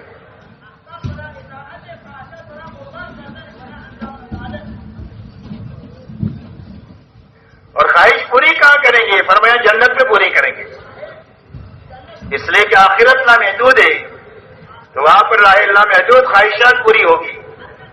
اسی لیے فرمایا وَلَكُمْ فِيهَا مَا تَشْتَهِي أَنفُسُكُمْ وَلَكُمْ فِيهَا مَا تَدَّعُونَ. فرمایا تمہارے لیے جنت میں وہ ہے جو تمہارا جی چاہے. کبھی جی کے چاہنے کی کوئی حد ہے؟ جی تو کچھ بھی چاہ سکتا ہے. کبھی کسی فقیر سے یوں کہو کہ پوری دنیا کا بادشاہ بننا چاہتا ہے تو کہ وہ کیا کہے گا؟ ہاں کہے گا کہ نہ کہے گا؟ ہاں کہے گا، لیکن بیچارہ بن نہیں سکتا یہاں. لیکن آخرت میں اس کی خواہش پوری ہوگی. ہر آدمی اپنی جنت میں جنتیوں کی شاہانہ شان سے رہے گا، بادشاہوں کی طرح. اسی لیے فرمایا وَإِذَا رَأَيْتَ ثَمَّ رَأَيْتَ نَعِيمًا وَمُلْكًا كَبِيرًا. یہ مخاطب تو دیکھے گا، پھر دیکھے گا، کیا دیکھے گا؟ فرمایا نعمتوں کا لامتناہی سلسلہ ہوگا جو کبھی ختم نہیں ہوگا، کبھی روک ٹوک نہیں ہوگی، اور ہر ایک کا بہت بڑا ملک ہوگا. کم سے کم درجے کا جو جنتی ہوگا اس کی جنت پوری دنیا سے 10 گنا بڑی جنت ہوگی. پاکستان سے بڑی نہیں، پوری دنیا سے 10 گنا بڑی جنت ہوگی. اور اس جنت میں جوان بنا کر داخل کریں گے، کبھی بوڑھا نہیں ہوگا. تندرست بنا کر داخل کریں گے، کبھی بیمار نہیں ہوگا. خوبصورت بنا کر داخل کریں گے، کبھی بدصورت نہیں ہوگا. زندگی دے کر داخل کریں گے جہاں کبھی موت نہیں آئے گی. ہر ایک کی جوانی یوسف علیہ السلام، ہر ایک کا حسن حضرت یوسف علیہ السلام جیسا ہوگا. ہر ایک کی آواز حضرت داؤد علیہ السلام جیسی سریلی ہوگی. ہر ایک کے حضرت آدم علیہ السلام جتنا ہوگا، اور ہر ایک کے اخلاق جناب محمد رسول اللہ صلی اللہ علیہ وسلم جیسے ہوں گے. اور ہر جنتی کو 100 آدمیوں کی طاقت دے کر اللہ جنت میں داخل کریں گے. اللہ کا دیدار ہوگا. جیسے چودھری رات کے چاند کو دیکھتے ہیں کوئی چیز رکاوٹ نہیں بنتی، اس طرح اللہ کے دیدار میں کوئی چیز رکاوٹ نہیں ہوگی. اللہ مہمانی فرمائیں گے، اور ہر آدمی نبیوں کی جو جتنا کام کرے گا وہ نبیوں کی کرسی کے اتنا ہی قریب ہوگا. اور اللہ تعالیٰ کی مہمانی میں جب سارے جنتیوں کی مہمانی ہوگی، اور ہر نعمت لازوال ہوگی، کبھی ختم نہیں ہوگی، اور کبھی اس پر روک ٹوک نہیں ہوگی. لا مقطوعۃ ولا ممنوعہ، کبھی ختم بھی نہیں ہوگی، کوئی روک ٹوک بھی نہیں ہوگی. اس لیے میرے دوستو اللہ تعالیٰ خواہشات پوری کرنے کے لیے جنت بنائی ہے. اور دنیا ضرورت کی پوری کرنے کی جگہ ہے، اس کو حلال طریقے سے حاصل کرنا ہے، سنت طریقے پر پوری کرنا ہے. حرام سے بچنا ہے اور اسراف سے بچنا ہے. اس لیے کہ حلال اور حرام کی تاثیر ایسی ہے جیسا کہ کھانے کی ہوتی ہے. آدمی اچھا کھانا کھائے تو طاقت بنے گی، خوشی محسوس ہوگی. سڑا ہوا کھانا پیٹ پہ گیا چلا گیا تو کیا ہو جائے گا؟ بدہضمی ہو جائے گی. جائے گی، جلاب ہو جائے گا، پوری پسی نکل جائے گی. کہ کیا ہوا؟ کہ فوڈ پوائزن ہو گیا. ایسے ہی حلال اور حرام کی تاثیر ہے. جب زندگیوں میں حرام آتا ہے تو حرام سوچتا ہے، اور جب حلال آتا ہے تو زندگی میں حلال کام کرنا آدمی کو سوچتا ہے. حلال اور حرام کتنی تاثیر ہے. ایک اللہ والے فرماتے ہیں میری دعوت کیا ایک نیک آدمی نے، اور اس کا کھانا کھانے کے بعد کئی دنوں مجھے تہجد پڑھنے کا مزہ آیا.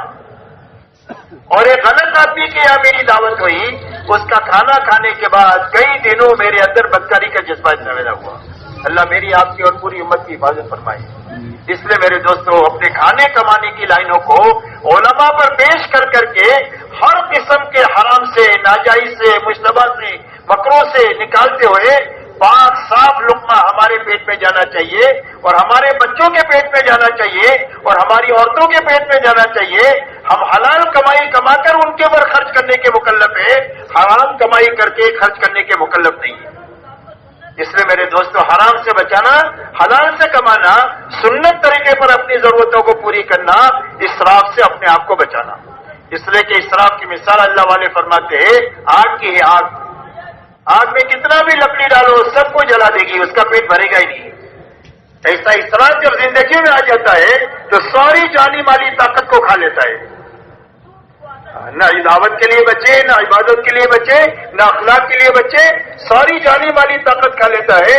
بوڑھے ماں باپ کو سنبھالنے کے لیے نہیں بچتی ہے، یہاں تک کہ فرض نماز پڑھنے کے لیے وقت نہیں بچتا. اسراف اتنی زندگی کو کھا لیتا ہے. اس لیے اسراف کی اجازت نہیں ہے. اسراف سے اپنے آپ کو بچانا اور سنت طریقے پر اپنی زندگی کو لانا. سنت پہ برکت ہی برکت ہے، سنت پہ رحمت ہی رحمت ہے، سنت پہ حفاظت ہی حفاظت ہے. سنت پہ سب سے زیادہ اللہ سے قرب پیدا کرنے کی طاقت اللہ نے رکھی ہے. اس لیے اپنی ضرورتوں کو اس طریقے سے پورا کرنا. اسی کے ساتھ میں جب یہ چار لائنیں ٹھیک ہوگی، جب کلمہ بنے گا، جب عبادت کی لائن ٹھیک ہوگی، جب معاشرت کی لائن ٹھیک ہو جائے گی، اور جب ہماری معاملات کی لائن ٹھیک ہو جائے گی، اب ہماری زندگیوں میں اخلاق کے پھل لگیں گے. 5ویں نمبر پر جا کر زندگی میں اخلاق آتے ہیں، یہ چار لائنیں ٹھیک ہونے کے بعد بھی، ورنہ تو اغراض ہی ہوتی ہے. اور جب اخلاق زندگی میں آئیں گے تو پوری دنیا اسلام کی طرف ایسے آئے گی جیسا بھوکا کھانے کی طرف آتا ہے، اور پیاسا پانی کی طرف آتا ہے، اور دھوپ میں چلنے والا چھاؤں کی طرف آتا ہے. ایسی ساری انسانیت دین کی طرف اور اسلام کی طرف دوڑ کر آئے گی، اور دنیا کا کوئی بھی پروپیگنڈا ان کو حق کی طرف سے آنے سے روک نہیں سکتا ہے. اسی لیے دنیا میں دین جو چلا ہے وہ طاقت کے زور پر نہیں چلا ہے، بلکہ ایمان اور اعمال اور اخلاق کے راستے سے چلا ہے. صحابہ دنیا میں جو پھرے ہیں وہ ایمان کے ساتھ، اعمال کے ساتھ اور اخلاق کے ساتھ دنیا میں پھرے ہیں، جو ساری انسانیت کے قلوب کو اسلام کی طرف متوجہ کیے ہیں. اس لیے میرے دوستوں اپنی اخلاقی زندگی کو اچھے سے اچھی بنانا. اخلاق کے بارے میں یہ فرمایا اکملکم ایمانا احسنکم اخلاقا، اور میں تم میں سب سے زیادہ کامل ایمان والا وہ ہے جو تم میں سب سے زیادہ اچھے اخلاق والا ہے. اور اخلاق کا خلاصہ فرمایا کس میں؟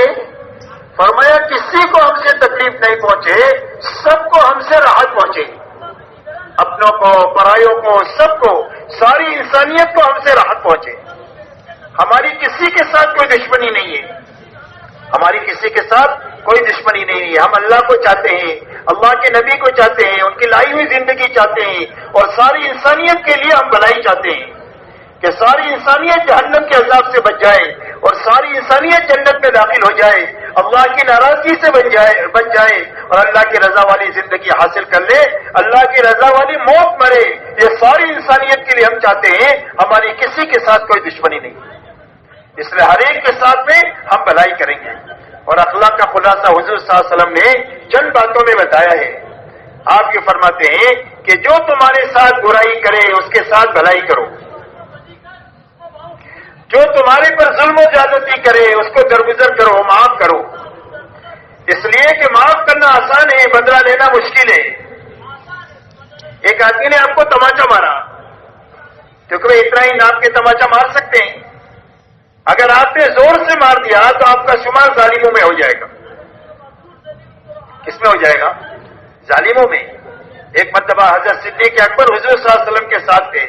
سامنے سے ایک دوسرا آدمی آیا، غلط آدمی. اس نے آ کر کے حضرت صدیق اکبر کو بلا بینا کہنا شروع کیا. صدیق اکبر خاموش ہے، حضور صلی اللہ علیہ وسلم ہنس رہے. تھوڑی دیر کے بعد صدیق اکبر نے جواب دینا شروع کیا، صاحب وہاں سے چل دیے. تو صدیق اکبر نے حضور سے پوچھا کہ اللہ کے نبی وہ مجھے کہہ رہا تھا تو آپ ہنس رہے تھے، اور جب میں نے جواب دینا شروع کیا تو آپ چل دیے یہاں سے. تو فرمایا جب تم چپ تھے تو تمہاری طرف سے فرشتہ جواب دے رہا تھا، اور جب تم نے جواب دینا شروع کیا تو مجھے یہ خطرہ ہو گیا کہ کہیں تمہاری طرف سے زیادتی نہ ہو جائے. کیا نہ ہو جائے؟ زیادتی. اس لیے کہ بدلہ لینا بہت مشکل ہے اور معاف کرنا بہت آسان ہے. جب ہم ایک دوسرے کو معاف کریں گے اور درگزر کریں گے تو اللہ بھی ہم کو معاف کر دیں گے. اللہ سے معافی لینے کا راستہ اللہ کے بندوں کو معاف کرنا ہے، اللہ کے بندوں کو درگزر کرنا ہے. اس نے فرمایا جو تمہارے پر ظلم و زیادتی کرے اس کو درگزر کرو. فرمایا جو تمہارے ساتھ رشتہ داری کو توڑے اس سے رشتہ داری کو جوڑو. جو رشتہ داری توڑے اس کے ساتھ رشتہ داری جوڑو. اس لیے کہ صلہ رحمی کا مسئلہ تو بہت اہم ہے. قیامت کے دن صلہ رحمی اللہ سے کہے گی اے اللہ جس نے مجھے دنیا میں جوڑا اپنی رحمت سے اس کو جوڑ دے، اور جس نے مجھے دنیا میں توڑا اپنی رحمت سے اس کو کاٹ دے. اس لیے ہر حال میں رشتہ داری کو نبھانا چاہیے، چاہے کتنا ہی اپنی آنکھ پر جھیلنا پڑے، کتنا ہی برداشت کرنا پڑے، کبھی رشتہ داری کو خراب نہیں کرنا چاہیے. اپنے ماں باپ کے ساتھ، اپنے بھائی بلکہ صلہ رحمی کے ساتھ میں رہنا چاہیے. اس لیے کہ صلہ رحمی سے رزق میں بھی برکت ہوتی ہے اور عمر میں بھی برکت ہوتی ہے. اس لیے فرمایا جو رشتہ داری کو توڑے اس کے ساتھ رشتہ داری کو جوڑو. اور فرمایا جو تمہیں کبھی کھانے چائے پانی کو نہ پوچھے اس کو کھلاؤ. نماز دے. اور مکہ میں وہ لوگ موجود ہیں جو آپ کے لیے آپ کے راستے میں کانٹے بچھائے، آپ کے اوپر اونٹ کی ہوئی ڈالی، آپ کی بیٹی حضرت زینب کو نیزہ مارا، اور آپ کے خباب کو، خبیب کو، عمار کو، یاسر کو، سمیہ رضی اللہ عنہم اجمعین کو تکلیفیں پہنچائی اور شہید کیا ہے، لیکن آپ نے کسی سے بدلہ نہیں لیا. آپ نے فرمایا یہ بتاؤ میں تمہارے ساتھ کیا معاملہ کروں گا. مکے والوں نے کہا اخن کریم ابن اخن کریم. فرمایا آپ تو بھلے ہیں، بھلوں کی اولاد ہیں. آپ نے فرمایا میں تمہارے ساتھ وہ معاملہ کروں گا جو میرے بھائی یوسف نبی نے اپنے بھائیوں کے ساتھ کیا تھا، جن بھائیوں نے کنویں میں ڈالا اور حالات سے گزرنا پڑا. جب یہ بھوکے ان کے پاس آئے ہیں تو کہا لا تثریب علیکم اليوم، تمہارے پر کوئی لان تان نہیں، اللہ تم کو معاف کرے، ہم نے تم کو معاف کر دیا. فرمایا انتم مطلقا، جاؤ تم سارے کے سارے آزاد ہو. مکے والے کہتے ہیں ہم کو ایسا لگ رہا تھا کہ ہم اپنے قبروں سے نکلے ہیں اور ہم کو نئی زندگی ملی. یہ ایسی اخلاقی زندگی لے کر آپ دنیا میں تشریف لائے. جس کا نتیجہ یہ ہوا کہ پورے مکہ کے 100% لوگ ایمان میں داخل ہوئے سوائے چند کے. اور اس کے بعد میں مکہ کا فتح ہونا کیا تھا کہ اللہ تعالیٰ نے پورے عالم میں ہدایت کے پھیلنے کی ہوائیں چلا دیا. یہاں تک کہ فتح مکہ میں 10,000 ہے، تبوک میں 30,000 ہے، حجۃ الوداع میں 1.25 لاکھ ہے، اور خلافت راشدہ کے 30 سالہ دور میں دنیا کے کونے کونے میں اللہ کا کلمہ بلند ہو چکا ہے اور کفر کا کلمہ نیچے ہو چکا ہے. پوری دنیا امن و امان کا گہوارہ بن چکی ہے اور ایمان والوں کی طرف کوئی میلی نگاہ سے دیکھنے کی ہمت اور سکت نہیں رہی ہے. اللہ نے ایسے امن و امان اور سلامتی کی فضا دنیا میں بنائی اتنے تھوڑے سے عرصے میں.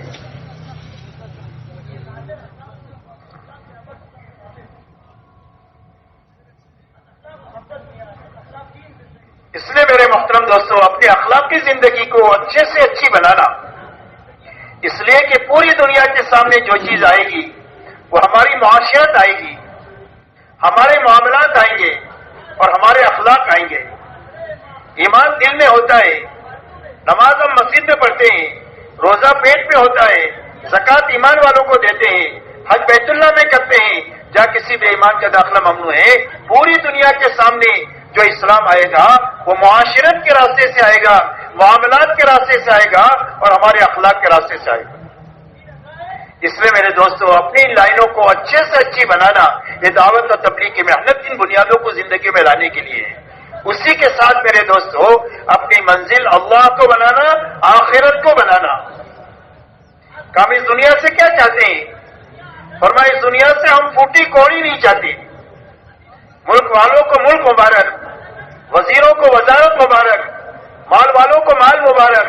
ہم کو کسی سے پھوٹی کوڑی نہیں چاہیے. اور ہم کو اقتدار بھی نہیں چاہیے. ہم اللہ چاہیے ہمیں اور ہمیں آخرت چاہیے. حضور پاک صلی اللہ علیہ وسلم نے اس امت کو آخرت کی بنیاد پر اٹھایا ہے، ملک و مال کی بنیاد پر اٹھایا ہی نہیں ہے. حالانکہ آپ کے علم میں یہ بات تھی کہ آپ کی محنت کا انجام یہ ہوگا کہ بڑی بڑی طاقتیں زیر ہوگی اور حق کی طرف آئے گی، لیکن اس کے باوجود آپ نے اپنے امت کو ملک و مال کی بنیاد پر نہیں اٹھایا. آپ اندازہ لگائیں جب بے کسی اور بے بسی کے حال میں آپ ہجرت فرما رہے ہیں، اس وقت میں سراقہ ابن مالک نے جب آپ کا پیچھا کیا تو آپ نے یہ فرمایا، اے سراقہ اس وقت تیرا کیا حال ہوگا جب کسریٰ کے کنگن تیرے ہاتھ میں ہوں گے. یہ بشارت دے رہے حضور صلی اللہ علیہ وسلم، آپ کے علم میں یہ بات تھی. عدی بن حاتم آپ کے پاس میں آئے تو عدی بن حاتم آپ نے پوچھا کہ عدی اسلام کیوں نہیں قبول کرتے؟ تو عدی نے کہا کہ میں ایک دین پر ہوں. فرمایا تیرے دین کو میں تجھ سے زیادہ جانتا ہوں، تو تیری قوم کا جو مال کھاتا ہے تیرے دین میں حلال ہے. تو شرم کے مارے نگاہ جھک گئی. پھر آپ نے فرمایا میں بتاؤں تم کیوں نہیں قبول کرتے؟ تم اس لیے قبول نہیں کرتے ہو کہ تم دیکھتے ہو کہ ہماری چاروں طرف کمزور لوگ ہیں کہ جن کے پاس کپڑے نہیں ہیں پہننے کے لیے، ایک دوسرے کی اوٹ پہ بیٹھتے ہیں تاکہ سطر نہ کھلے. ان کے پاس کھانا نہیں ہے، سب کی سب بھوک کی وجہ سے گر جا رہی ہے. ان کے پاس سواریاں نہیں ہیں کہ 10 سوار ایک ایک سواری پر باری باری سوار ہوتے ہیں، یہاں تک کہ پیر پھٹ گئے تو چترے باندھ کر چل رہے ہیں. اور تم بڑے آدمی ہو، تم سوچتے ہو کہ ان کمزوروں کے ساتھ ہم کیسے رہیں. آپ نے فرمایا عدی یہ ہماری کام کی ابتدا ہے. اللہ ایک دن وہ لائے گا کہ اس مدینہ میں سارے زکات دینے والے ہوں گے، کوئی بھی زکات کا لینے والا نہیں ہوگا. ایک دن اللہ ایسی خوشحالی کے حالات لائیں گے. اور یوں فرمایا اس وقت میں تم ہماری کمزوری اور بے بسی دیکھ رہے ہو اور چاروں طرف دشمنوں کی یرغمال ہماری طرف ہمارے پیچھے دیکھ رہے ہو، لیکن اللہ اس کام سے دنیا میں وہ امن و امان لائیں گے کہ ایک لڑکی صنعا سے چل کر مکہ مدینہ آئے گی، نہ اس کو اپنے زیورات کی چوری ہونے کا خوف ہوگا اور نہ اپنے عصمت کے لوٹنے کا خوف ہوگا. دنیا میں ہمارے کام سے اتنا امن و امان آئے گا، دنیا میں اتنی سلامتی آئے گی کہ ایک آدمی عراق سے لے کر مکہ مدینہ آئے گا. پوچھا جا گیا کیسے پایا لوگوں کو؟ فرمایا میں نے لوگوں کو ایسا پایا کأنہم من اب و ام واحد، میں نے ان کو ایسا پایا جیسے ایک ہی ماں باپ کی اولاد ہے. کوئی جھگڑا نہیں، کوئی تیری میری نہیں، کہیں مجھے اجنبیت محسوس ہوئی، مجھے ایسے لگا کہ میں اپنوں سے نکل کر اپنوں میں آیا ہوں. ایسے یا ایسا حالات پیدا ہوں گے. اور یہ فرمایا کسریٰ ابن ہرمز کے خزانے فتح ہوں گے اور ان کے فتح کرنے والوں میں تم بھی ہوں گے. کہ حضور صلی اللہ علیہ وسلم جاننے کے باوجود آپ نے امت کو ملک و مال کی بنیاد پر نہیں اٹھایا. اسی لیے انصار مدینہ جب حضور صلی اللہ علیہ وسلم کے پاس تشریف لائے ہیں بیعت کے لیے تو انہوں نے آپ سے پوچھا الا ما نبایع کیا رسول اللہ، اللہ کے رسول ہم آپ سے کس چیز پر بیعت کریں؟ تو آپ نے فرمایا تبایعونی علی السمع والطاعہ فی المنشۃ والمکرہ، فرمایا اس بات پر بیعت کرو کہ میری بات کو سنو گے اور مانو گے. سننا اور ماننا، جی چاہے تو اور نہ چاہے تو. جی کا کیا ہے؟ جی تباؤلہ ہوتا ہے، کبھی چاہتا ہے کبھی نہیں چاہتا ہے. تو فرمایا جی چاہے نہ چاہے ہر حال میں میری بات کو سنو گے اور مانو گے، اس پر بیعت کرو. وَنَبْقَ فِي الْعُسْرِ وَالْيُسْرِ، دین کے لیے خرچ کرو گے، تنگی کی حالت ہوگی تو اور فراخی کی حالت ہوگی، دونوں حالتوں میں دین کے لیے خرچ کرو گے، اس پر بیعت کرو. وَعَلَى الْأَمْرِ بِالْمَعْرُوفِ وَالنَّهْيِ عَنِ الْمُنكَرِ، اس بات پر بیعت کرو کہ بھلائی کو دنیا میں پھیلانے کا کام کرو گے اور برائی کے دنیا سے مٹانے کا کام کرو گے. وَعَلَىٰ أَن تَقُولُوا فِي اللَّهِ حَقٌّ لَا تَخَافُوا بِاللَّهِ لَوْمَةَ لَائِمٍ، اور حق بات کہو گے حق طریقے سے اور کسی کی ملامت سے ڈرو گے نہیں. کسی کی ملامت سے ڈرو گے نہیں، کون کیا کہے گا کون کیا کرے گا، فرمایا اس کی ملامت سے ڈرے بغیر حق بات کو حق طریقے سے کہو گے، اس پر بیعت کرو. وَعَلَىٰ أَن تَمْنَعُونِي كَمَا تَمْنَعُونَ أَنفُسَكُمْ وَأَوْلَادَكُمْ وَأَزْوَاجَكُمْ، اور فرمایا جب تمہاری دعوت پر میں مدینہ میں آ جاؤں اور پورا عالم تمہارا دشمن ہو جائے اور تمہارے مقابلے پر آ جائے، اس وقت میری حفاظت کے لیے ان تمام وسائل کو تم اختیار کرو گے جن وسائل سے تم اپنی عورتوں کی اور اپنے بچوں کی حفاظت کرتے ہو، اس پر بیعت کرو. نے ان کے سامنے رکھی تو ایک صحابی نے کھڑے ہو کر کہا کہ اللہ کے رسول آپ کی یہ شرائط پوری کر لیں گے تو ہم کو کیا ملے گا؟ تو آپ کو یہ سب کچھ معلوم ہونے کے باوجود کہ محنت کا انجام یہ ہوگا، آپ نے فرمایا وَلَكُمُ الْجَنَّةُ، اللہ اس کے بدلے میں تم کو جنت دیں گے۔ آپ نے اس امت کو آخرت کی بنیاد پر اٹھایا ہے اور اللہ کی رضا کی بنیاد پر اٹھایا ہے کہ ہم کو اس دنیا میں جو بھی کام کریں گے، جس کے ساتھ بھی کریں گے، صرف اللہ کی نیت بنائیں گے کہ اللہ راضی ہونا چاہیے، رضا والی زندگی ملنا چاہیے اور رضا والی موت ملنا چاہیے اور ہماری آخرت بننا چاہیے۔ ہم دنیا سے پھوٹی کوڑی نہیں چاہتے اور دنیا کا اقتدار بھی نہیں چاہتے، اپنی منزل اللہ کو بنانا اور اپنی آخرت کو بنانا۔ میرے محترم دوستو، ایک مبارک زندگی ہے جو حضور پاک صلی اللہ علیہ وسلم لے کر اس دنیا میں تشریف لے آئے ہیں، اور پوری امت جن مسائل سے دوچار ہے اور امت جن حالات سے دوچار ہے اور امت جن مشکلات اور پریشانیوں میں گھری ہوئی ہے، ان پریشانیوں سے نکلنے کا واحد راستہ اس زندگی کو اپنانا ہے۔ اس کے علاوہ جتنے راستوں سے ہم کوشش کریں گے، دلدل کی طرح پھنستے چلے جائیں گے، کبھی نکل نہیں سکتے۔ یاد رکھیں، ہر آنے والا دن مسائل کے بڑھانے والا دن ہوگا۔ اس زندگی کے بغیر یہ زندگی مسائل کا حل صرف اس زندگی میں رکھا ہے۔ قرن اول میں مسائل حل ہوئے ہیں انسانیت کے، صرف اس زندگی کے راستے سے حل ہوئے ہیں۔ آج بھی مسائل حل ہوں گے اس زندگی کے راستے سے ہوں گے، اور آئندہ بھی مسائل حل ہوں گے وہ صرف اس راستے سے حل ہوں گے اور کوئی دوسرا راستہ نہیں ہے۔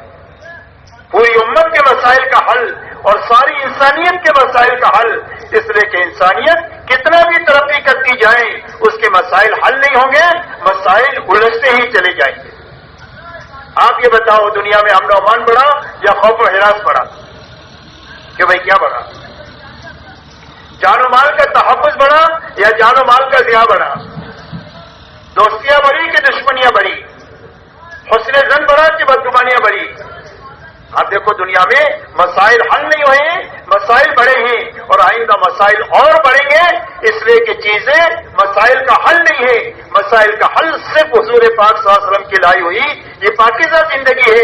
اس زندگی سے امت بھی سنبھل جائے گی اور ساری انسانیت بھی سنبھل جائے گی۔ اس لیے میرے دوستوں، یہ مبارک زندگی ہمارے اپنے اندر میں آ جائے، ہمارے گھرانے میں آ جائے، ہماری برادری میں آ جائے، ہمارے ملک کے ایک ایک چپے میں آ جائے اور پورے عالم کے اندر میں آ جائے۔ اللہ نے نظام ایسا چلایا ہے کہ پوری دنیا کے ہر ملک میں ہمارے ایمان والے باشندے رہتے ہیں، کہیں زیادہ ہے کہیں کم ہے۔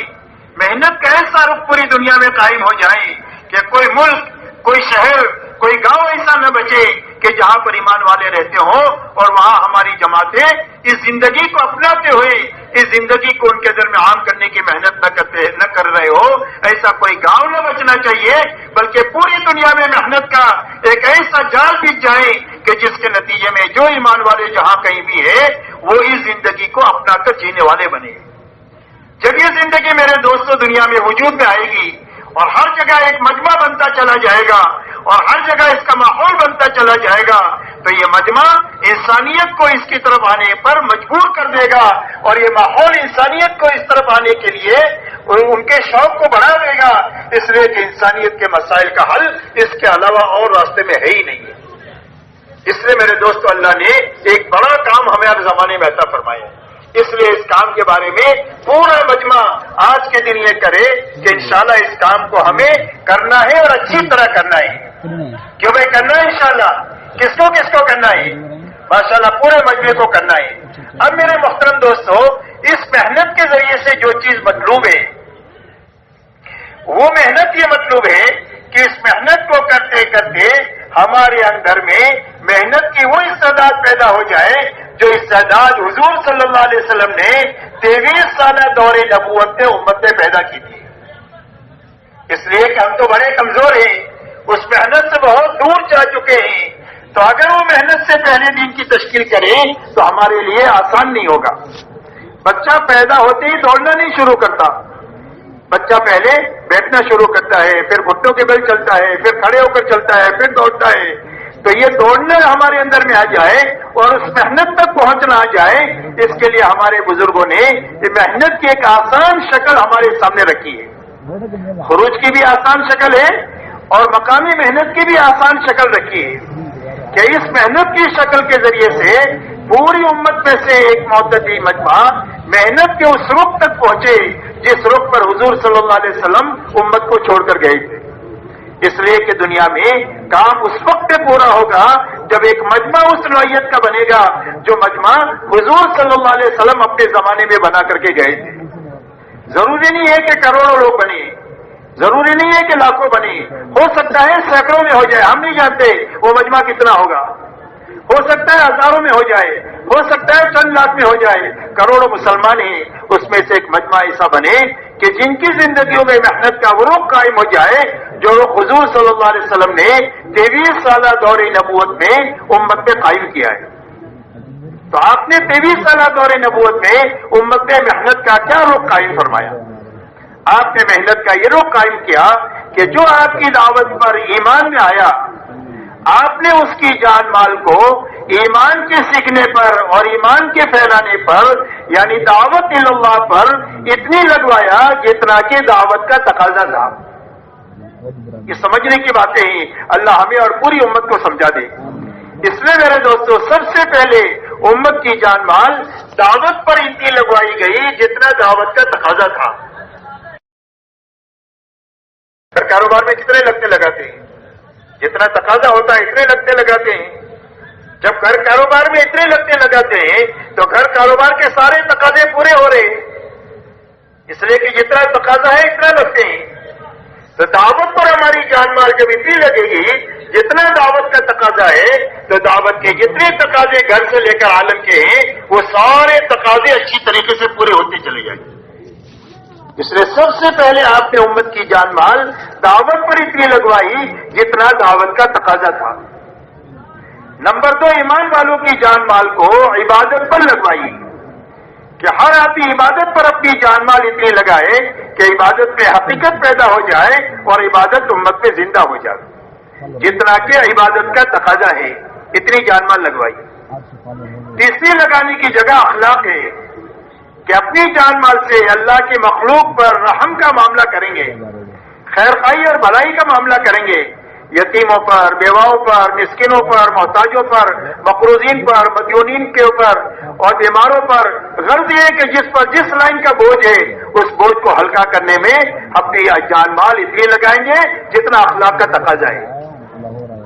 یہ 3 بنیادیں ہیں اس امت کے لگانے کی، دعوت ہے، عبادت ہے اور اخلاق ہے. صحابہ ایمان کے ساتھ، اعمال کے ساتھ اور اخلاق کے ساتھ دنیا میں پھرے. چوتھی لگانے کی بنیاد ہماری اور ہمارے گھر والوں کی ضروریات ہے. اس کو حاصل کرنے میں بھی لگنا ہے، اس کے پورا کرنے میں بھی لگنا ہے، لیکن بقدر ضرورت لگنا ہے، اسراف سے بچ کر کے لگنا ہے. یہ محنت کا صحیح رخ ہے جو حضور صلی اللہ علیہ وسلم نے 23 سال میں امت میں زندہ فرمایا. اور محنت کا رخ میرے دوستو یہ اتنا طاقتور ہے کہ اگر یہ رخ امت کے ایک معتدی مجمع میں زندہ ہو جاتا ہے تو صدیوں میں جو نقصان ہوا ہے اس کی تلافی سالوں میں ہو جائے گی.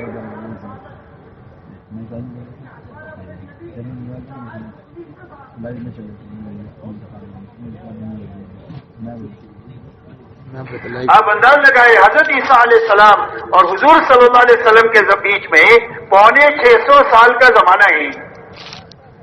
کتنا زمانہ ہے؟ 650 سال کا زمانہ جس میں کوئی نبی نہیں آئے. تو انسانوں میں جہالت آخری درجے کی اور انسانوں میں گمراہی آخری درجے کی. اور یہ اتنی بڑی گمراہی اور اتنی بڑی جہالت کتنے سالوں میں کٹی؟ کہ بھئی کتنے سال میں کٹی؟ صرف 23 سال میں کٹی. کتنے سال میں؟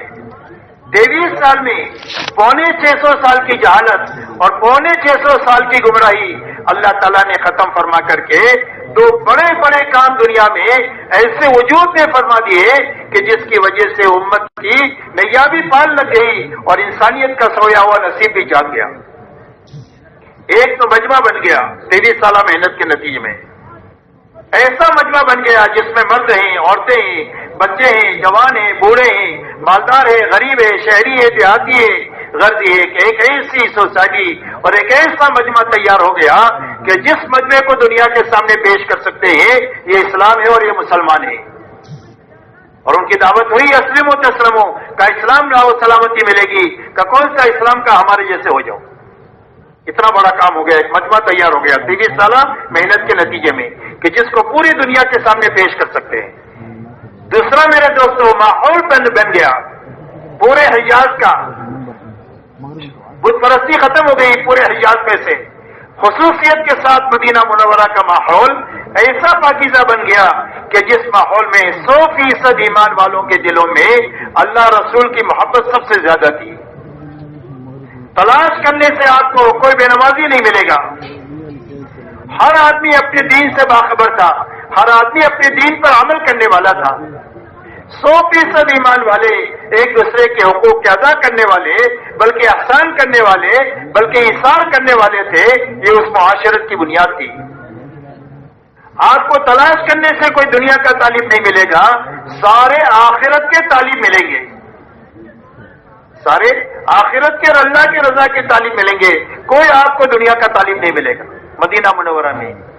اور 100% ایمان والے اپنے آپ کو دین کا ذمہ دار سمجھتے تھے کہ جس طرح میں باپ ہوں بچوں کا ذمہ دار ہوں, جس طرح میں شوہر ہوں بیوی کی ذمہ داری میرے پر ہے, ایسا ہی مسلمان ہوں اسلام کی ذمہ داری بھی میرے پر ہے.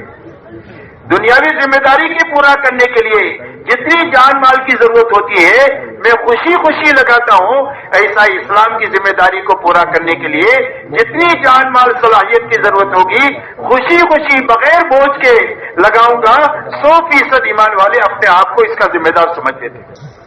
یہاں تک کہ آپ کے زمانے میں کام کا رخ یہ تھا کہ جب کوئی تقاضا آپ کے سامنے آتا تو نماز کے عنوان پر ایمان والے مسجد میں جمع ہو جاتے. وہ تقاضا ان کے سامنے رکھ دیا جاتا تو سارا مجمع اس تقاضے کو پورا کرنے کے لیے تیار ہے.